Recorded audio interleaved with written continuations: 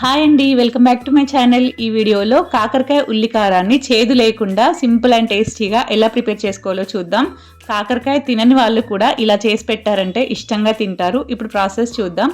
ఇక్కడ నేను 400 గ్రామ్స్ కాకరకాయలను తీసుకున్నాను. ఈ కాకరకాయలని ఇలా 1 ఇంచ్ ముక్కలా కట్ చేసుకోవాలి.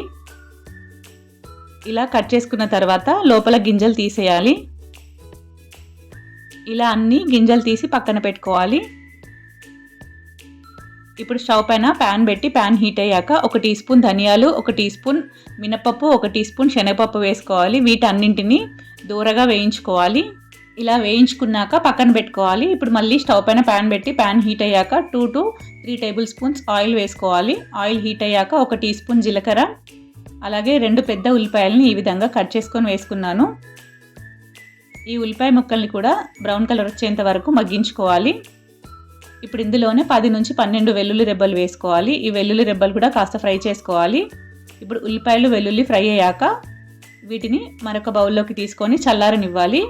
ఇప్పుడు ఇదే ఆయిల్లో మనం ముందుగానే కట్ చేసి గింజలు తీసి పెట్టుకున్న కాకరకాయలని ఇందులో వేసుకొని ఒక 2-3 నిమిషాల పాటు మీడియం ఫ్లేమ్లో ఇలా కలుపుతూ ఫ్రై చేసుకోవాలి.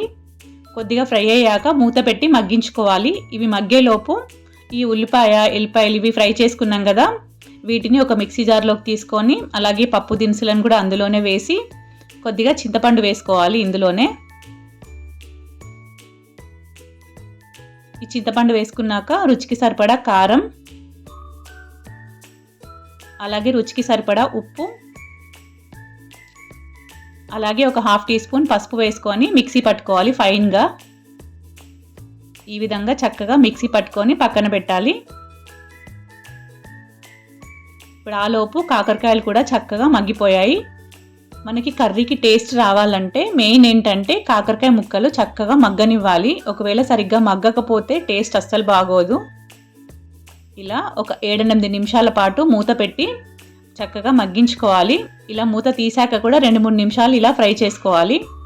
ఇలా కాకరకాయ ముక్కలన్నీ మంచిగా ఫ్రై అయ్యాక స్టవ్ ఆఫ్ చేసుకొని పక్కన పెట్టి చల్లారనివ్వాలి. చల్లారాక మనం ముందుగానే ఆనియన్ పేస్ట్ ప్రిపేర్ చేసి పెట్టుకున్నాం కదా, ఆ పేస్ట్ని వీటిలో స్టఫింగ్ పెట్టుకోవాలి.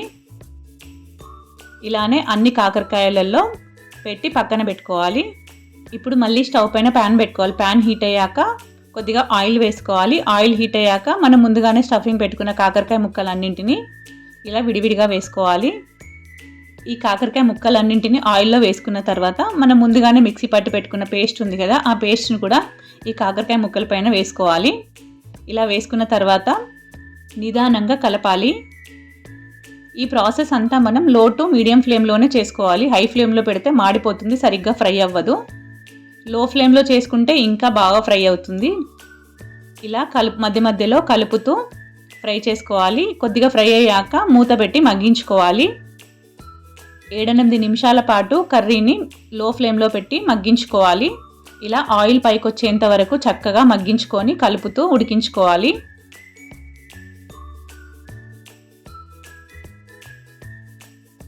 ఈ కర్రీ కొద్దిగా అడుగంటుతుంది కాబట్టి లో ఫ్లేమ్లో పెట్టి మధ్య మధ్యలో కలుపుతూ ఉడికించుకోవాలి. అప్పుడే టేస్ట్ బాగుంటుంది. ఇలా కర్రీ మగ్గుతున్నప్పుడు ఆయిల్ పైకి వచ్చేంత వరకు మగ్గితే కర్రీ రెడీ అయినట్టే. ఇలా నిదానంగా కలుపుతూ మగ్గించుకోవాలి. మనకి ఈ ఉల్లిపాయ పేస్ట్ ఎంత బాగా మగ్గితే అంత టేస్ట్ వస్తుంది. ఇలా కర్రీ మగ్గిన తర్వాత సన్నగా తరిగిన కొత్తిమీర ఆకు వేసుకొని స్టవ్ ఆఫ్ చేసుకుంటే అంతే అండి, టేస్టీ టేస్టీ చేదు లేని కాకరకాయ ఉల్లికారం రెడీ. మీరు కూడా ఒకసారి ఈ విధంగా ట్రై చేసి చూడండి. ట్రై చేసి ఎలా వచ్చిందో కామెంట్ బాక్స్లో కామెంట్ చేయండి. అండ్ మీకు మరిన్ని ఇలాంటి వీడియోలు కావాలంటే please like, share and subscribe my channel and support my channel. Thank you.